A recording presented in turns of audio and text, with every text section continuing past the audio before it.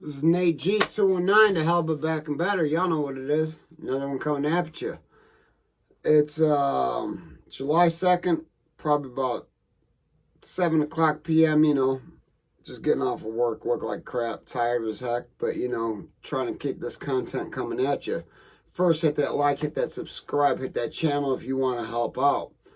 You guys know I like to focus on victimization of and the protection of children. I love to focus on that.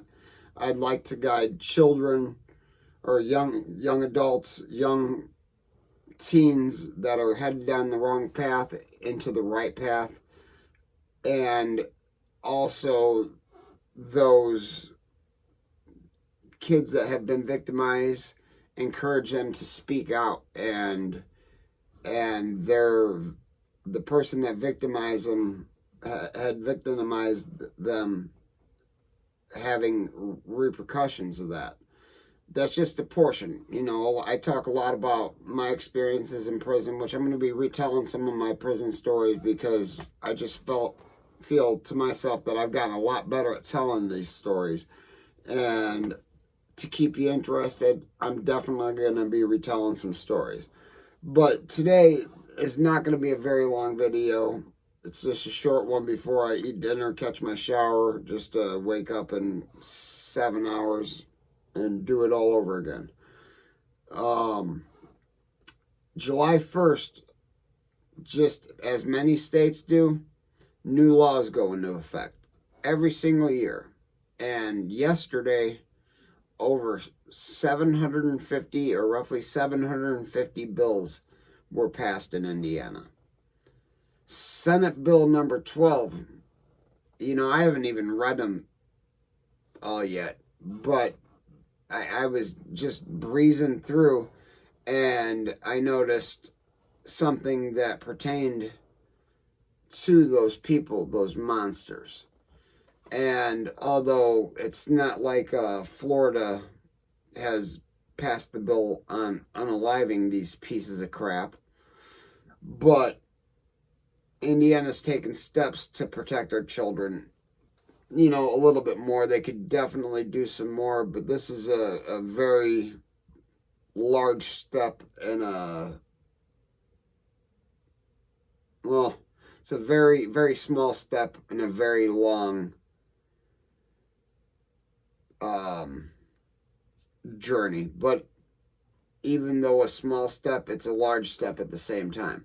So this law provides that an offender against children who knowingly or intentionally resides within 1,000 feet of certain areas owned, leased, operated, or maintained by a homeowners association or property owners association commits an S.O.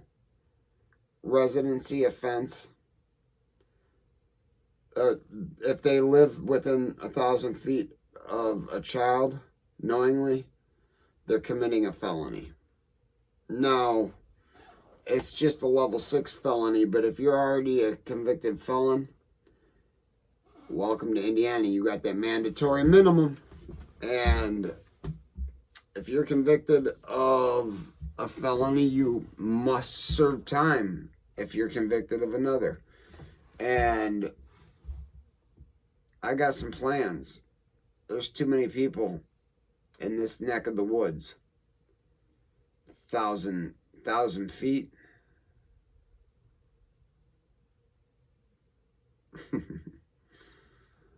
I don't know. I might be publicizing some stuff later on, but talking about creeps and weirdos, another one that I wanted to bring at you guys. Some had learned of the passing of Joshua Wade. Now, I'm trying to get information on how his life was lost. All reports say is he was found unresponsive in his cell in Indiana State Prison, which most of you know I've done most of my time at, prison time anyways, at Behind the Wall, Michigan City Prison, Indiana State Prison, maximum security.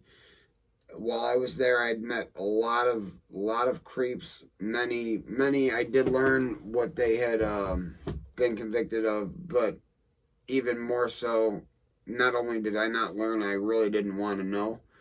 But I remember being in administrative segregation, and a gentleman, I heard people call him Wade. Wade, I'd seen this guy, and I'd seen the group of people he'd be hanging out with, which is those people that commit these heinous events. Well, for those of you who don't know, Joshua Wade was an Alaskan serial killer. And I can't tell you off the top of my head. I believe there was 6 women's lives taken by this gentleman, this piece of crap. Maybe things done to him. I haven't looked a whole lot into his case. I'm trying to find out more about his demise, more so than I am his case, because all you have to do is type Joshua Wade in, and you're gonna find the man.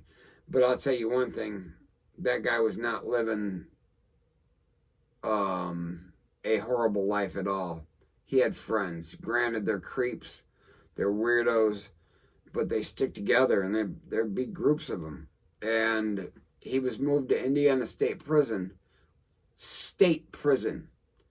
on a federal transfer. He'd been, the feds took him over. So I've talked to a few people that have spent a lot of time dealing with prison, been in prison, been on the legal side of they've never heard of anything like this. The only thing that I can think of in my head on why he was moved to a state facility in Indiana from Alaska, an Alaskan crime. He was convicted state, handed over to feds. I don't know exactly, but he was in Indiana State Prison because of the stuff he committed in Alaska. And last week, I'm not sure what day, he was found unresponsive in his cell at the age of 44. So, yeah, chances are that there's not natural causes. There's small chances, not very many. But, you know what? That man victimized people, victimized women, and I don't really have pity for him. He just heinously, as an adult, took these lives. I don't care about him. It might sound harsh, but I really don't. I'm more concerned on keeping these people that hurt these women, that hurt these children, that hurt these young boys off the streets than I am anything else. And also maybe changing the course or the path of one person at least. That being said, guys, never forget life's choices.